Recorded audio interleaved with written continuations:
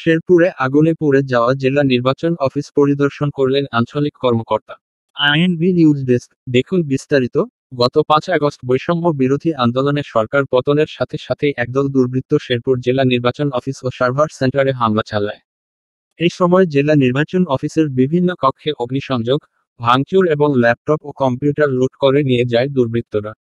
সেই সাথে অফিসের 2টি সার্ভার, একটি জিপ গাড়ি ও 2টি মোটরসাইকেল জ্বালিয়ে দেন তারা। ফলে জেলা নির্বাচন অফিসের সকল সেবা কার্যক্রম বন্ধ হয়ে যায়। জেলা নির্বাচন অফিস সূত্রে জানা গেছে, নির্বাচন কার্যালয়ের বিভিন্ন কক্ষ, আসবাবপত্র, ল্যাপটপ, কম্পিউটার, গাড়িসহ প্রায় 1.5 কোটি টাকা ক্ষয়ক্ষতি হয়েছে।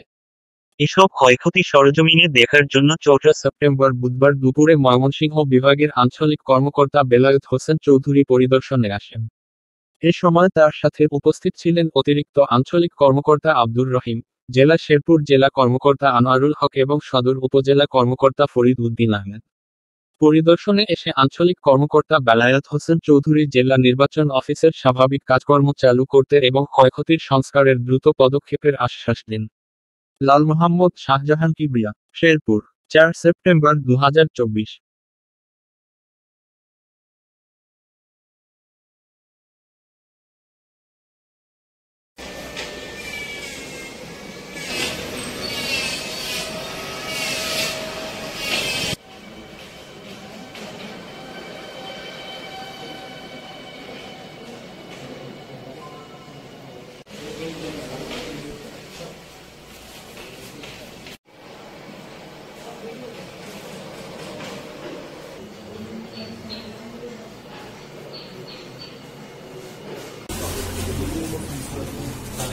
কি ছিল এই যে মূল মিটার কি অবস্থা একটু দেখি